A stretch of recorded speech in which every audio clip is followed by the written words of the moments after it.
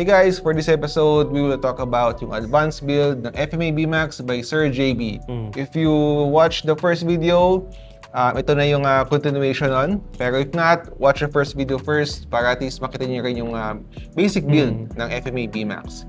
Alright, so Sir JB, ano ba ang meron sa advanced na setup mo? Sa akin, para sa akin, Sir Chen, pag sinabing advance, parang dito na papasok yung parang medyo komplikado na kunwari yung delay braking, yung paggamit ng sliding, ano pa ba? Yung medyo pag sinabi kasing advanced build, medyo technical na yung ano yun eh. And all HD na rin, ano? All HD na rin siya, tapos parang dito na pumapasok yung mga inverted wheels. Parang para saan ba inverted wheels? Para mas mabilis sa cornering, ganun. Mas marami nang ganap kumbaga sa auto. Mas marami na siyang kumbaga, kung ano-ano. Changes, oo. Kasi yung basic build na ginawa namin is more talagang basic na basic talaga. lang siya, kumbaga kung tawagin, rigid lang siya. Rigid, walang moving parts na kagaya ng sliding. So if you're starting out, yun ang magandang parang yun yung magandang build. baseline na build. And then pag medyo marami ka nang experience, Kumbaga parang nasa exploration ka pa ng iba't ibang klase ng build. Kuwari FMA, medyo na FMA enthusiast ka. Gusto mo ng ibang build na parang alam mo yun, baka pwede itong ganitong build na Tsaka parang hindi magastos. Basic lang muna. Basic lang muna. Alam mo muna yung mga Tapos parang kumbaga pag mo na yung dito, parang naaral mo na yung parang posture ng kotse. Yung kung paano siya manakbo, kung paano mag-behave sa truck. Ayun, mag-explore ka na. Unti-unti ka na mag-ganyan. Kumbaga yung progression mo, nandun na. Okay. Alright, sige. So, let's start. Papakita ni JB ang kanyang advanced build ng FMA BMAX. Itong dalawa. Let's go. So, ito, isa mo naman tayo. Umpisa tayo dito sa isa. Ito, inspired to by Super Gaiky. Nakita ko sa Instagram. Yun nga, paghahanap ko ng hindi naman perfect, pero parang ideal setup sa FMA. So, ito, nakita ko sa kanya to. 9mm bearings ito sa front section, 9mm bearings, tapos 9mm na roller sa taas, tapos naka sliding siya, front sliding. Then ito na yung parang bagong plate ito yung bagong Super X plate ginamit ko siya ngayon kasi ang ganda nung sakop niya. Parang ito, sakop niya yung front section ng bumper. So kumbaga parang pag sumalpok siyang ganun, hindi agad tatama sa plastic part ng chassis. Nakuhulma talaga siya. Parang sakop na sakop niya kain na kain niya So ngayon, yung pumasok yung sinasabi ko na delay braking, itong delay braking is nakita ko sa mga Japanese players na parang yung gantong braking style is parang nakakapag-correct siya or maganda yung posture niya pag tumalon siya. So parang ang aim ko kasi dito, since mabigat ako sa harapan, aim ko parang ganito yung talon ko. Ganito yung talon, tapos lalagapak na gano'n. Gano'n siya. So, ayun, ito yung sa front section ko. Tapos, naka-sliding ako. Naka-hard grease to Matigas siya. Tapos, naka 30mm screw din na nakatagusan. So, ito, nagtataka kayo, bakit mayroong angle adjuster dito sa sliding. Ang purpose na itong sliding, kasi, di ba merong natural downthrust ang chassis? So, itong ang purpose lang nito is para lumapat itong maayos yung pagkakalapat nitong cover tsaka nitong sliding plate. Then ayun sa side, naka-normal lang ako na mounting, pero kung makikita nyo, nakababa siya. Naglagay ako ng added spacer. So parang yung anong tawag doon? Yung parang 2mm pinakamaiksi na spacer. Yung pinakamaiksi na spacer. Parang ang purpose ko doon, yung parang center of gravity. Para mas mababa lang siya. Pero pasok naman yan sa 1mm na pasok clearance. Sa clearance, parang 2mm pa ata siya, if I'm not mistaken. Pero yun, pasok pa siya. Tsaka hindi naman siya basta-basta lumulundo. Yung lumalaylay na ganun. So ito, nagtataka kayo bakit ganito yung dampers ko. Merong AR side dampers, tapos meron ding slimline. So ito, nakita ko to sa Japan, sa Japanese players, tapos May isa kaming friend na mentor ko din, si Kuya Patrick, tsaka si Sir John Jeff nga. Ang nangyari is parang etong gantong setup ng dampers is nire-replicate namin yung heavy dampers nang hindi gumagamit ng isang malaking dampers na. Okay, nice. So, parang ito, ang purpose na ito is well-distributed yung bigat. Hindi ka So, ito parang kahit ganito lang to, 1 gram lang ata to. 1 gram ba o 1.5? Karon ka 1 gram lang to, itong slimline na maliit. Ito, nire-replicate lang namin dito yung Parang wala siya sa harap masyado.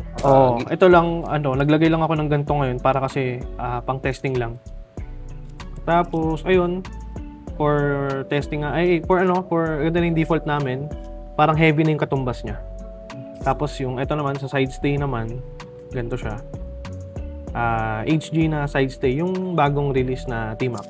Yung purple. Yung purple. So, dito naman sa rear section, gamit ko lang din, extended na popsicle. So, bakit extended? Napili ko. Gamit ko dito is 19s na tapered. Tapos, 19s na double plastic. Gamit ko dito na plate for the purpose na pwede akong magpalit ng 13s. So, kumbaga parang ito, pang control. Pag nag-13s ako, pang rata-rata na siya, ganun. Parang siya, madali lang siyang tanggal-tanggalin. Then, ang gamit ko na isabit dito is yung HG na popsicle. Tapos, dito naman, sa rear section, yung brake plate, yung bagong brake plate. Tapos, ginamit ko yung bagong butas. Ay, hindi naman yung bagong butas. Yung parang, yung butas dito sa gitna. So, nakagitna yung dampers ko. Sa experience ko, okay naman yung gantong mounting ng dampers. Medyo, okay din para sa akin. Tapos, nagtataka kayo bakit mayroong screw dito. Ang purpose niyan is ito sa gilid. Ito, makita nyo sa gilid. Support to sa chassis. Parang di mag-crack yung chassis mo agad. Hindi. Ang purpose nito, sir, is kasi diba ang chassis movement is gumaganon-ganon to, diba? Tumataas-taas to. So ito, nami-minimize niya, parang nagiging sangkalan siya. Magkakaroon ng leverage dito. Parang hindi siya sobrang nagfe-flex. Nagfe-flex. Hindi siya rin. Parang kasi 'di ba ang chassis niyan umaangat siya sa ganito eh. Diba? Ito gumaganon siya. So parang for the purpose lang na hindi siya ma-minimize ng konti. Tapos sa wheels ko naman, ang gamit ko dito is Super X na small diameter wheels. Tapos na naka-invert siya. Kung yung inversion ba is legal, yes, okay naman tong ganito. Tapos, gamit ko pala dito is super hard. Low freak na block, tapos super hard na sa rear. Tapos kaya naka-pierce. Naka-pierce. Tapos, especially dapat ito, tawag dito? Naka-rubber tube kayo para takpan yung mga usli-usli sa pierce. Then, ayun. Ang gamit ko naman dito is hindi ko kasi mapakita, naka-screw. Sprint dash, tapos naka 4-1 ako. Ayan, walang oil. Tapos, ayun lang yung setup ko. Naka-delay brakes. Yan, ganyan lang.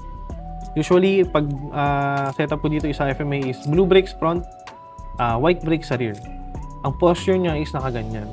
Pag tumatalon sa mga slope, ganun. Pag ganun. Parang hindi siya naka-nosedive. Hindi siya naka-nosedive. Parang kasi common, nosedive talaga. Nosedive kasi, pag sa CFM kasi, maganda talaga pag madali kasi yung sa CFM may flex siya eh. Kung pag nosedive niyang ganun, madali siya makaka-recover. Dito kasi medyo stiff ang FMA eh, kasi gawa ng structure ng chassis niya. Then, pag sa front ay rear brakes niya na white, pag tumalon siya, ganyan siya. Bali pag lapat nyo, kamot agad siya. Yun yung experience ko Yan. Yun lang yung sa setup ko sa FMA. Tapos, tinanggal ko lang yung chassis, yung motor support dito. Para mag-fit yung yung cowl. Ito yung cowl. Shoutout kay Kobe. Gawa niya yung cowl na yan. Then, ito sa isang setup ko. Then, ito naman, moving forward tayo dito sa isang setup. Gamit ko rin dito, lang kasi siya naka-tape siya Pero same siya na Super X plate yung pang rear. Pang rear siya. Bali sa taas, sa baba, tsaka sa rear. Kung So same advanced build din yan. same siya Ibang lang. version ng kumaga. So ito, parang advanced build din to na nakita ko sa Japanese racers. So baka, disclaimer lang ha, baka magsabihin nyo, ba't ka naka-Japan build? Nasa Pilipinas ka naman. Ito, self-exploration lang. Parang gusto ko lang itry Kung gagana sa track racetrack natin. ng sa track natin, parang sa layout ng Pinas. Kasi 'di ba, syempre may mga chassis na nagdo-dominate dito. Tapos so parang hindi lang ako makapag-testing lang ako ng mga ano pang setup yung pwede. So ito, tinry ko yung all 17s. Ito, inspired talaga to kay kay Kotaro. Kung makikita nyo sa BMAX GP, parang may mga laro siya doon na pinapakita din. Tapos EDM, sa EXA, ganito yung build niya, all 17s, ganyan. Tapos ito parang dapat talaga to all 17s to plastic din sa taas. Then ito, kung makikita nyo sa front, same lang kami nun sa yung isa kong build. Tapos ito sa side naman, dito kami nag-iba. So ito, siname ko ng semi-basic build ko. Ayan, ganyan siya. In-advance ko siya para mas kasi ito, since damperless front yung... Ito, compare natin sa una. Yan. In-advance ko siya, kung makikita nyo. Mas itong build na to, mas nakaharap dito. So, for the sake na... Ano kasi to? For... dito? Damperless na front. Ganyan yung configuration niya. Tapos binibigatan ko na lang minsan dito sa side. So, ganun sa side. Kasi yung version na walang damper sa harap. Tapos, kung makikita nyo, may reinforcement ako dyan. Since, di ba ito, ang gamit ko dito is spacers. Ang gamit ko dito yung 1.5 na plate FRP pang reinforcement.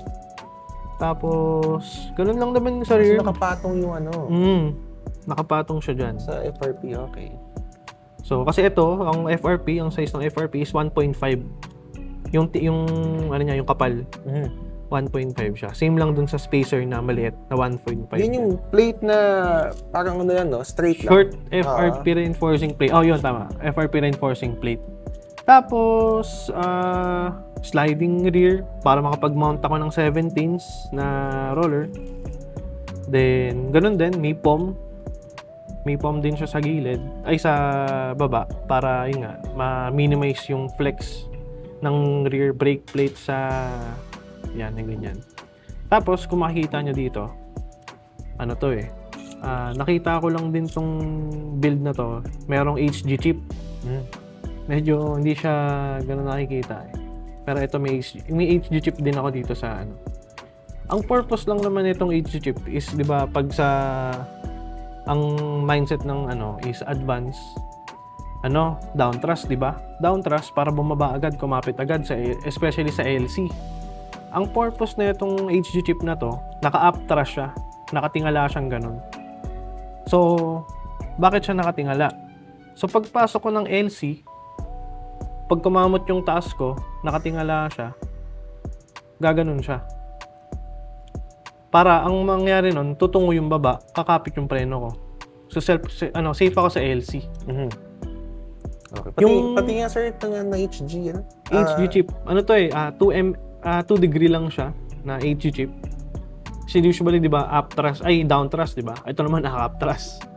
So baka yung sinasabi ng iba, mga naka-alien build. Ay, yung mukhang bakal na mukhang bakal. Yung para siyang tanso. Na parang naka-angle siya ng 2 degrees. Pero maganda dyan, naka 3 degrees dapat. Kaso ito naman, hindi ko naman sinasabi na kopyahin nyo to or gayahin nyo. Parang ito lang, situational siya sa mga layout na kailangan ng ganun. So, ayun. Ito, mapansin nyo, nakataas to. Pati, diba ito nakataas? Ito nakababa. Dito. Ito lang for the sense na para mas makapit sa LC. So, hindi ako iluwa. Parang ganun lang. So, ayun. Ito yung advanced build ko na dalawa. Medyo medyo nasa technical na kasi nakikinig din ako sa mga mentor ko, yung mga nagtuturo sa akin ng FMA. Syempre din na-absorb ko yung mga bakit ganyan? Tanong ako ng tanong, bakit ganyan yung build nyo, sir? Bakit ganyan yung setup nyo? Anong purpose niyan? So hanggang sa na-adapt ko na lang din kung paano sila magtono. Then, syempre, gano'n naman tayo, di ba? Natututo tayo sa mga sa mas may alam sa atin. Then, in-apply ko na lang siya dito. So, ako, disclaimer lang, guys. Hindi ako advanced player. Parang ano lang ako. Newbie racer lang din na nakagain ng mga iba't ibang knowledge sa ibang mas knowledgeable sa akin. Parang ganun lang. Right. Then, ito pala, hindi ko na banggit. Usually, sa FMA ko, bihira lang ako gumamit ng sprint. Usually, naka-hyper ako. Hyper Dash 2025, 2026. Tapos, kadalasan nun, naka-hyper 3.7 ako or 3.5. Depende sa tracks. Parang default na yun. So, ayun lang. Yun lang yung setup namin. Hyper Dash 3.5, 3.7. Okay. Alright, so super thank you sa pag-share ng iyong advanced build, Sir JB. Yes, sir. Now, this time, let's go sa track, then try natin kung paano siya tumakbo. Mag-behave. Yes, alright. Sa track. So, thank you so much for watching. The next time. See ya!